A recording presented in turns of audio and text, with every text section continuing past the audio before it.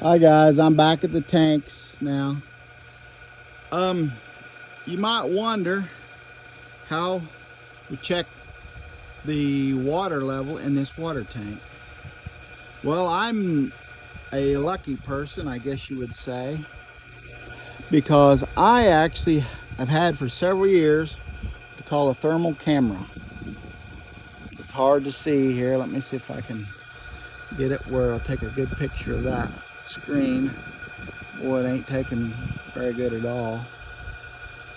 Just taking one of my fat head, but the screen's so messed up.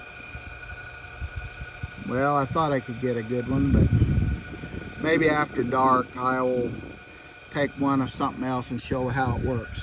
But anyway, it's a snap-on thermal camera, and what I use it for is when you get the temperature difference in these tanks, you sit there and you can actually shows the difference in the tank.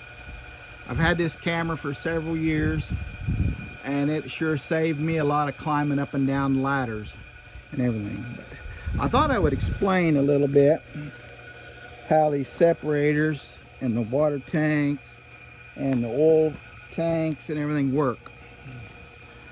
So you come up here, and the wells that are pumping out of the ground. Now this is ours, and everyone's plumbed a little bit different, but this is the way ours is. If I can keep from standing in the crap. That line right there, it's wrapped up. That is our line that runs up into this tank here, and we have a great big old tank that we use as a separator. How that works, when oil and water always come together out of the ground. So being oil is lighter, it goes to the top. Let me spin around here. Sorry about making you dizzy. But oil and water, they go to the top.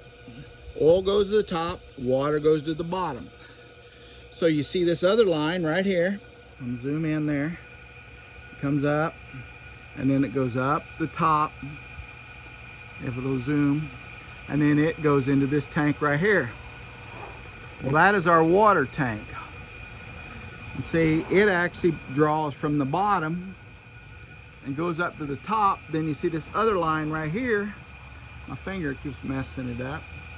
Anyway, right up there, that is the oil draw off. Well, what they are, they're to roughly the same height. So this causes this tank to equalize inside. So then it makes the oil float to the top and the water goes to the bottom. And as it gets filled up, it keeps the same amount of oil and water in the tank at all times.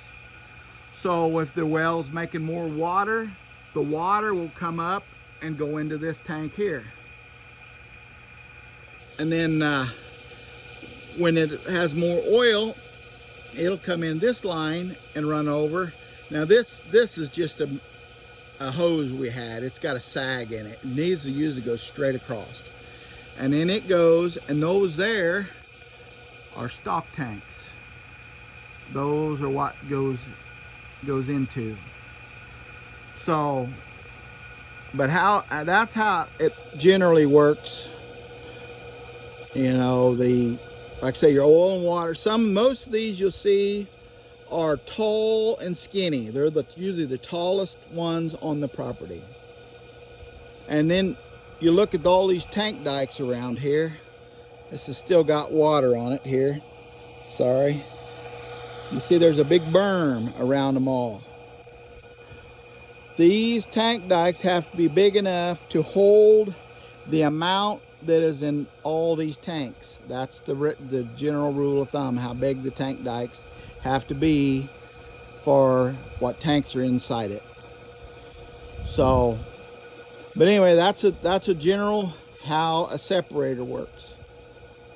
Like I say, the oil and water separates, and then the oil goes over and runs into the stock tank, and the water and then it just keeps the equal amount inside that tank, and seems to do pretty good.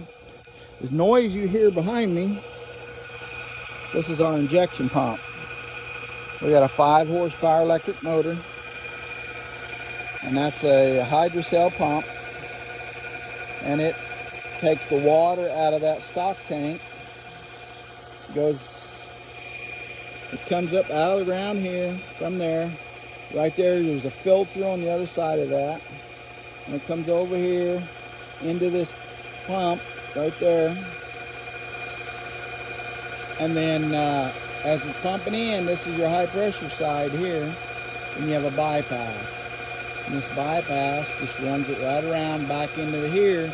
That way you set it at however much pressure you want on it, and then there's a check valve right there, and then this here line runs over, ties into here, and goes into the ground, and that goes into the injection well, and that's where you get the term injection well or injection pump, because you're putting the water, your waste water, out of the tank that always comes with your oil. You'll put water back in the ground so it repressurizes the formation. It's like you think of like a big sand full of water, like on a beach or something, and it's a pool, but it's plumb full of sand. So if you dig down in there, and you'll get to the water level. Well, as you're taking some out, it causes the water level to go down. Well, by putting water, and it loses pressure. By putting water back into the ground, and oil floats on water, you put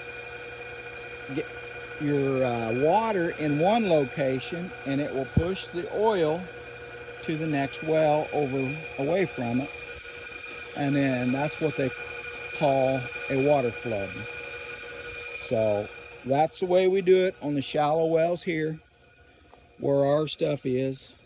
There's multiple depths. You know, you've got shallow and you've got deep. I'm just come over here by the truck and walk and talk, and but different wells have different characteristics. You get a deep well, they have more pressure, and they usually come in pretty fat, a lot when they're first drilled, but then they peter off to not making very much. Shallow wells do the same thing, but are not near the volume. But it doesn't cost as much to drill and the upkeep on a shallow well than it does a deep well. So anyway, that's just a little bit of tidbit of information that you might have questions about. Just leave me a comment in the sections down below, and I will try to answer them. All right, thank you.